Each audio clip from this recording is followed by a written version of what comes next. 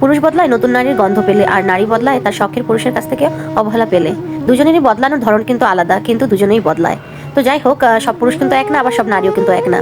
তো আমি কিন্তু এই জিনিসটা মনে করি। তো আমার চিন্তার সাথে কিন্তু আপনার চিন্তা মিলবে না। তো আমি যেহেতু ভয়েস ওভার দিব, তো আমার মনের মধ্যে এই কথাটা ঘুরপাক খাচ্ছিল, তাই আপনাদের সাথে শেয়ার করলাম। আপনাদের হয়তো বা ভিন্ন মতামত থাকতে পারে, অবশ্যই কমেন্ট করে জানাতে পারেন। যাই হোক, আজকে নতুন আরেকটি ভিডিও শুরু করছি। Hello everyone, welcome to my page. And কে কোথা থেকে আমার ভিডিওটা দেখছেন অবশ্যই কমেন্ট করতে ভুলবেন না। তো সকাল সকাল আজকে আমরা সিম ভর্তা করছি।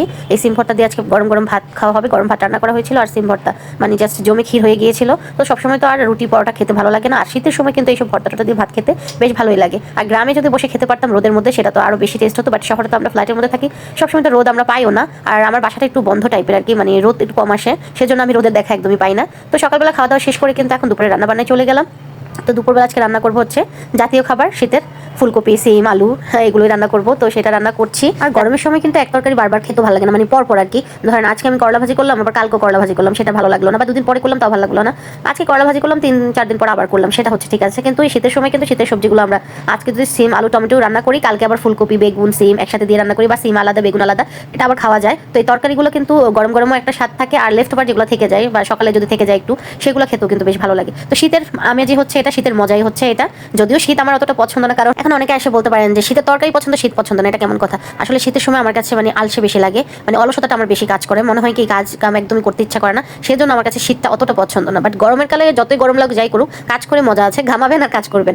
তো যাই হোক, এখন আমি তরকারিটা কিন্তু বসিয়ে দিয়েছি। তো এটা বেসিকভাবে যেরকম বসানো সেরকমই আমি বসিয়েছি। তো আপনাদের যদি কোনো কিছু জানার থাকে অবশ্যই কমেন্ট করতে পারেন, আমি কমেন্ট বক্সে জানিয়ে দিব।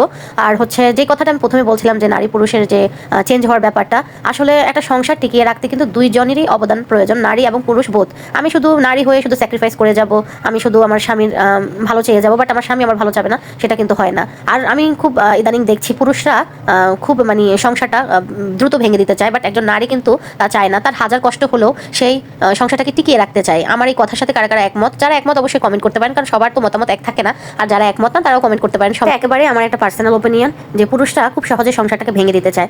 সামান্য টুকিটাকি কোনো সমস্যা হলেই তারা ডিভোর্স লেটার, ডিভোর্স পেপার পাঠিয়ে দেয়, বা ডিভোর্স দেওয়ার বায়না করে। আর নারী কিন্তু অনেক কষ্ট সহ্য করে সংসারটা করে, কিন্তু একটা নারী অবহেলা সহ্য করতে করতে তখন সে পাথর হয়ে যায়। তখন সে যদি একটা স্ট্রং ডিসিশন নিয়ে নেয়, মানুষ তাকে হাজার যদি বাধা দেয় তারপর সে শোনে না, সংসার যদি ভাঙার প্রয়োজন হয় তখন সে ভেঙে দেয়। তারপরে কিন্তু এই সমাজে নারীদের বেশি দোষারোপ করা হয়।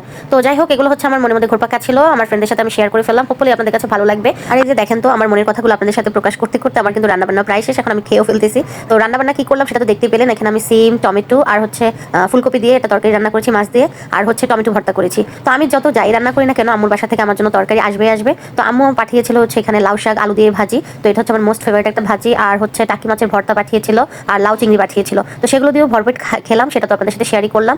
তারপরে দেখেন, এখানে আমি একটা ডিম পোচ করেছিলাম। এখানে লাকিলি 2টা কুসুম বের হয়েছে, তো সেটাও একটা স্ন্যাপ নিলাম। আর বিকালবেলা আমরা একটু এখানে পাস্তা রান্না করেছিলাম, সেটারও স্ন্যাপ নিলাম, সেটাও আপনাদের সাথে শেয়ার করলাম। যাই হোক, আজকের ভিডিওটা আমার এই পর্যন্তই। সবার আমার ভিডিওগুলো যদি ভালো লাগে বেশি বেশি করে লাইক, কমেন্ট, শেয়ার করে দিবেন। Thank you everyone for watching my video. আল্লাহ হাফেজ।